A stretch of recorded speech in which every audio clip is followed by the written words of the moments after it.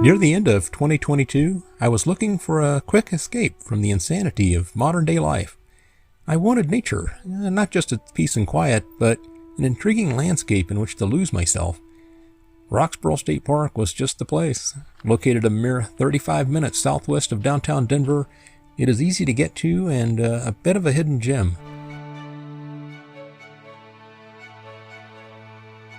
So on a frosty December morning, I pulled up to the entrance station just as the sun was beginning to light up the ridge beyond. After purchasing a park pass, I drove south on the winding entrance road, following along a ridge called the Dakota Hogback. This is generally the first ridge of foothills that visitors encounter when approaching the Rocky Mountains from the eastern plains. The road turns west, going through a break in the hogback called a water gap, which was carved over centuries by a small creek. As it emerges on the other side, the road provides a glimpse of the park's other rock formations to the west.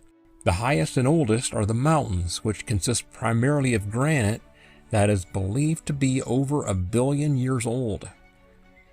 Just below that are the reddish fins of the considerably younger Fountain Formation, which is also exposed very dramatically at Denver's Red Rocks Park. After parking the car, I took a paved path, which is sort of a nature walk, through the even younger rocks of the Lions Formation.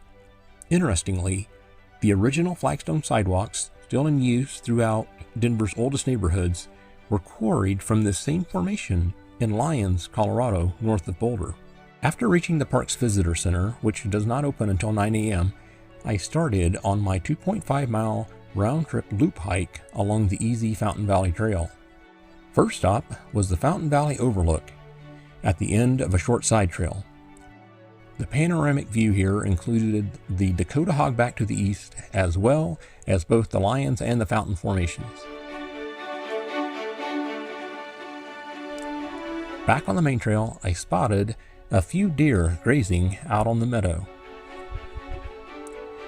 Soon I was climbing to the top of the Lions Formation on another spur trail, this one leading to the Lions Overlook.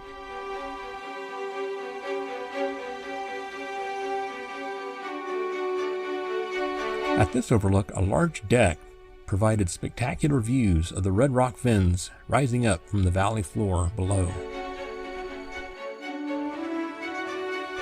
Near the halfway mark of the loop sits this rustic stone house that was constructed in 1903.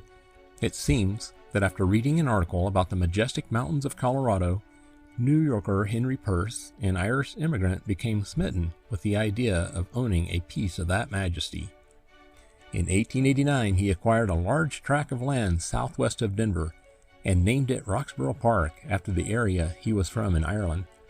His dream was to create a luxury resort in the midst of the spectacular sandstone fens. It was to include a large hotel, a golf course, and visitor cottages. The first phase of his extravagant plans was this rock house, which he used in marketing efforts. But ultimately, Purse's dream never came to fruition, and it died with him when he was tragically struck by a Denver streetcar in 1918. Eventually, the state of Colorado was able to purchase the property, about 500 acres, from Purse's heirs in 1975, and it became the basis for today's well over 3,000-acre state park. The second half of my hike along the Fountain Valley Loop returns me to the trailhead and the visitor center via the valley itself. Here there is an entirely different viewpoint. Instead of seeing the rock formations stretching out below, they now tower above. And even though it is going slightly uphill, the trail remains wonderfully easy, allowing hikers the freedom to really take in the stunning views. Now, for some basic information about the park. It is open year-round from 7 a.m. until 5 p.m., and an entry fee or an annual Colorado State Parks Pass is required. Visitors should be aware that climbing, camping, and overnight parking are not permitted in the park, along with the use of drones and marijuana.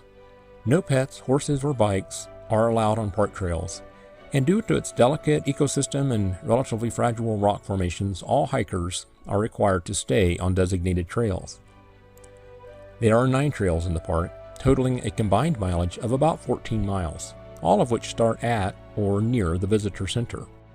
The visitor center has restrooms as well as a charming gift shop.